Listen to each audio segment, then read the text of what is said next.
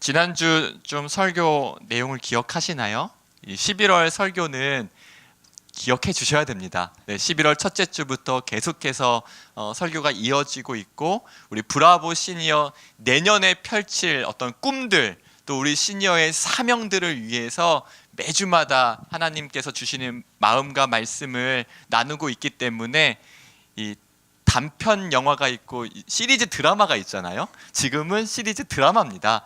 그래서 지난주 말씀, 또 11월 한 달 동안 선포되어지는 말씀을 같이 이 시간에 나눌 뿐만이 아니라 좀 마음 가운데 또 삶에 잘 적용해 주시기를 부탁드리겠습니다. 지난주엔 하나님께서 모세를 부르셔서 하나님의 놀라운 계획을 보여주시는 것으로 시작했는데, 이스라엘 백성들에게 모세가 그 꿈을 전했을 때 반응이 예상 밖이었습니다. 그 꿈에 설레이고 두근거리는 것이 아니라 말씀을 따르지 않는 모습을 보이는데, 성경은 그 이유를 그들이 하나님을 믿지 못했다, 모세의 말을 신뢰하지 못했다가 아니라 그들이 마음의 상함과 가혹한 노역으로 말씀을 따르지 않았다라고 알려주었습니다. 그러하기에 하나님께서 우리 브라보 시니어 공동체에 사명을 주시고 또 꿈꾸게 하시기 전에 가장 먼저 다루시는 부분은 마음의 문제라는 것을 나누었습니다. 수십 년의 세월을 나의 마음을 돌보기보다는 가정을 책임지고 일구어 가고 또 가정의 울타리가 되느라 정작 살펴야 될 나의 마음을 살피지 못한 시니어 세대들에게 좀 이와 같은 질문을 던지면서 하나님 앞에서 내 마음이 건강한지, 나의 내면에 아픈 부분은 없는지 살펴보자고 나눴습니다. 이러한 질문들이죠. 우리 한 장만 넘겨주세요. 나는 어떠한 돌봄이 필요한가요? 나는 어떤 위험에 노출되어 있는가? 내가 가장 스트레스를 받는 것은, 또 나에게 지금 가장 큰 영향을 주는 것은 무엇인지, 지금 해결해야 되는 문제가 있다면 무엇인가, 또 현재 나의 가족과의 관계, 이웃과의 관계, 공동체와의 관계들은 어떠한가, 이러한 질문들이 지금 내 마음을 좀 솔직하게, 진실되게, 정직하게 좀 확인할 수 있는, 돌볼 수 있는 질문이고, 이 질문에 대한 답들을 반드시 나의 아버지 되신 하나님께 가져가셔야 합니다. 나누었습니다. 위의 질문을 한번 생각해 보는 시간을 가지셨나요?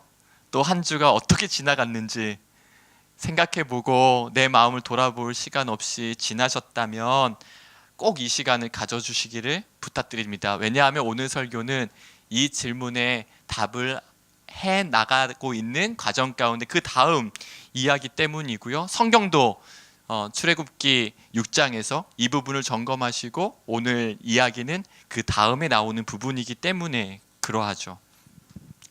출애굽기 6장에서 12장까지 이스라엘 백성들의 마음을 치유하고 회복시키면서 하나님께서 하나님의 나타내심을 온 열방 가운데 보여주셨다면, 이제 그 다음 펼쳐질 일이 기대가 되지 않으십니까? 유월절을 보내고 홍해를 건넌 다음에 이제 모세와 이스라엘 백성들의 찬양, 또 아주 유명한 미리암의 노래가 나옵니다. 이스라엘 백성 가운데 이제는 생명의 샘이 터진 것 같은 활력이 느껴지고 뭐든지 다 할 수 있을 것 같은 기분이 드는 장면이 펼쳐집니다. 어린이도, 청년도, 장년도, 노인도 하나님의 놀라운 일을 보며 경험한 그들이 찬송하고 있는 것이죠. 전능하신 하나님의 능력을 직접 경험하고 온 세상이 하나님께 속해 있음을 보며 자신감이 생기지 않았을까요? 이제 두려움이 없다. 우린 다 할 수 있다. 말씀을 준비하면서 이 대목에서 이 찬양이 떠올랐는데, 혹시 이 찬양을 아십니까? 할 수 있다 하신 이가 나의 능력 주 하나님, 의심 말라 하시고 물결 위 걸으라 하시네. 할 수 있다 하신 주, 할 수 있다 하신 주, 믿음만이 능력이라 하시네. 아시나요? 명곡이죠. 네, 이 찬양이 생각나더라고요. 그렇게 뭐든지 다 할 수 있다, 이제 당당하게 담대하게 한 걸음 한 걸음 내딛었던 그들에게 또 한 번 제동이 걸립니다. 마음을 다루시는데, 그리고 이제 사명의 걸음을 시작했는데 또 한 번 멈추어 서게 하십니다. 사명을 갖고 그 사명을 감당하기 위해 반드시 통과해야 하는, 우리가 점검해야 되는 부분이 나옵니다.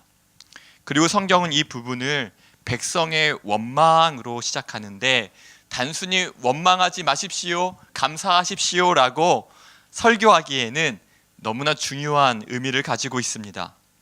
어떤 학자는 오늘 이스라엘 백성들이 물이 없어서 원망하는 이 사건을 뒤에 나오는 모든 사건들에 대한 패러다임적인 성격을 가지고 있다라고까지 평가합니다.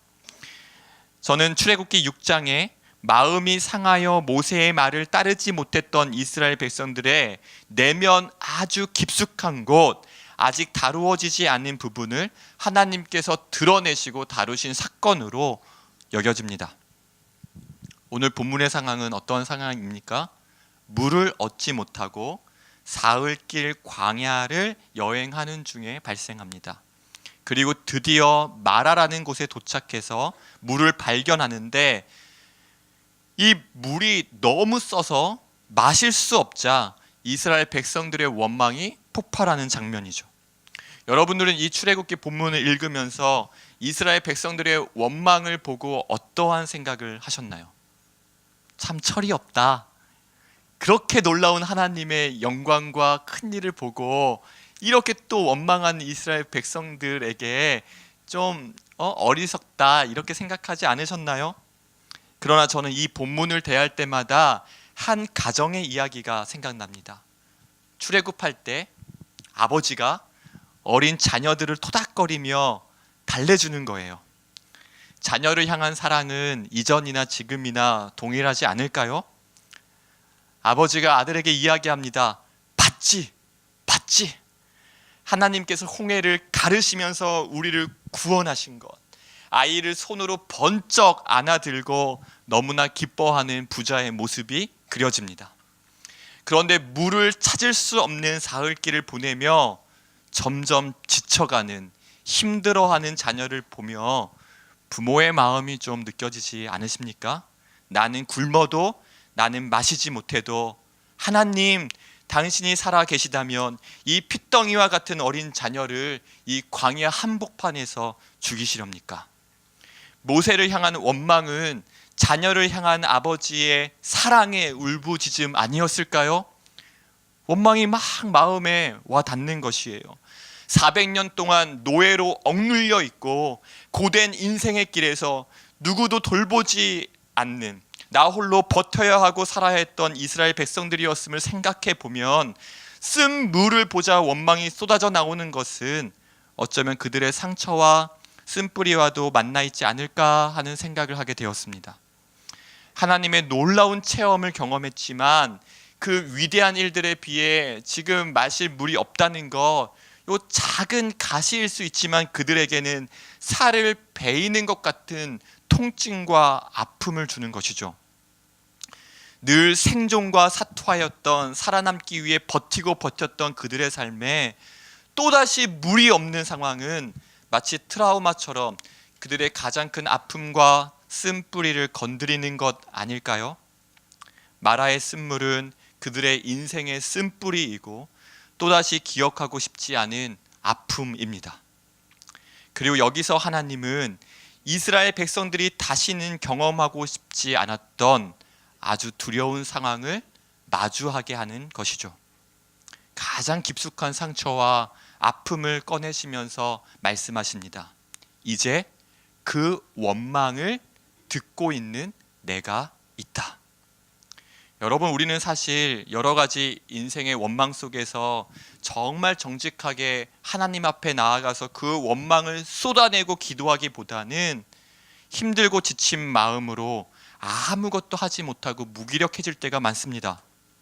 사춘기 자녀들이 마음속에 원망과 불평은 가득 차 있는데 이 원망을 대화하기보다는 문을 쾅 닫고 들어가 있는 것 같은 상황이죠.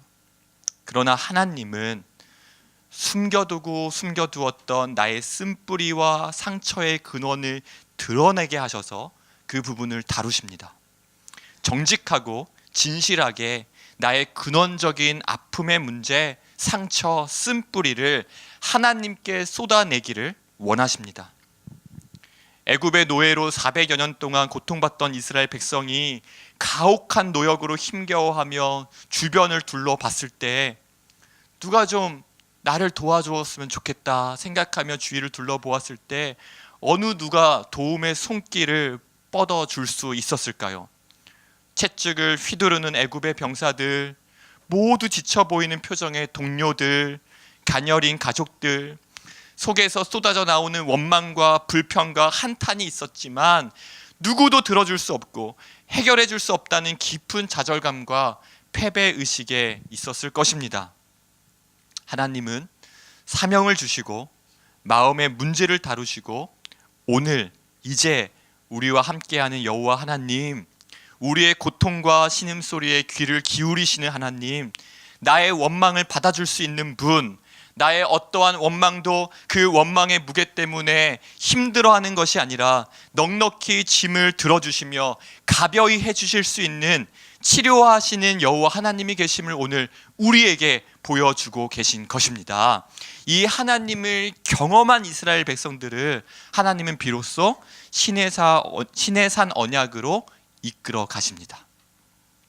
오늘 광야에서의 첫 번째 사건은 신기하게도 예수님께서 베푸신 첫 번째 표적과도 연결되어 있습니다. 예수님의 첫 번째 표적은 가나의 혼인잔치였습니다.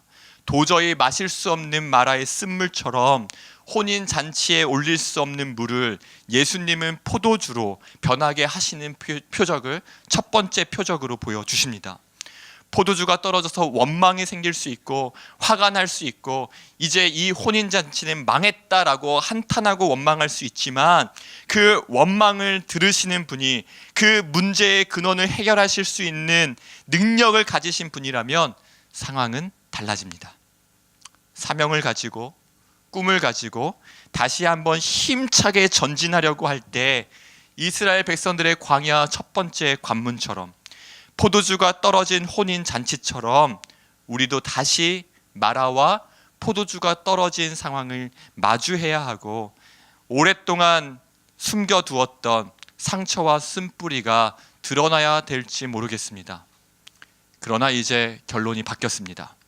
원망을 들어주는 이가 없어서 문제의 근원을 해결해 줄 수 있는 이가 없어서 방황하던 우리의 영혼과 쓴뿌리와 상처로 남아져 있던 문제를 해결하실 수 있는 주님을 우리가 만나게 된 것입니다. 하나님은 우리의 모든 원망을 들으십니다. 귀를 크게 열고 우리의 목소리를 듣고 계십니다. 마음의 상처와 가혹한 노역으로 인하여 주님의 말씀을 따르고 사명을 감당할 수 있는 힘이 없었던 그들에게 하나님은 어미가 새끼를 끌어안고 품어주시듯이 우리를 품어주십니다. 쓴 물과 같았던 과거와 상처와 쓴뿌리, 그 상황과 환경 가운데 하나님이 개입하시면 얼마나 풍성한 은혜가 우리에게 부어지는지 모릅니다. 그리고 그 현장은 놀랍게도 광야였습니다. 광야에서 벌어지고 있는 하나님의 역사입니다. 광야가 배경입니다. 우리는 이 배경을 지우고 역사를 쓰고 싶어 하지만 하나님은 그 광야의 배경에서 하나님의 일을 시작하십니다. 그리고 오늘 결론, 그들이 장막을 친 곳은 어디입니까?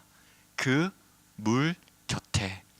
얼마 전까지 쓴 물로 하나님께 원망했던 곳 바로 옆에 장막을 치면서 그들은 장막 옆 물을 볼 때마다 무엇을 생각했을까요?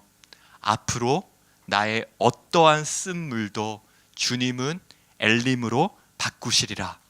우리의 인생의 쓴 물로 여겨졌던 것을 하나님은 개입하시고 다스리셔서 그곳에서 엘림의 풍성한 은혜를 누리게 하실 줄로 믿습니다. 이 믿음을 고백하면서 오늘 예수 늘 함께 하시네 이 찬양 함께 올려드리고 우리 기도하고 마치겠습니다. 고단한 인생길 힘겨운 오늘도 예수 내 마음 아시네. 지나간 아픔도 마주할 세상도 예수 내 마음 아시네. 함께 찬양하겠습니다.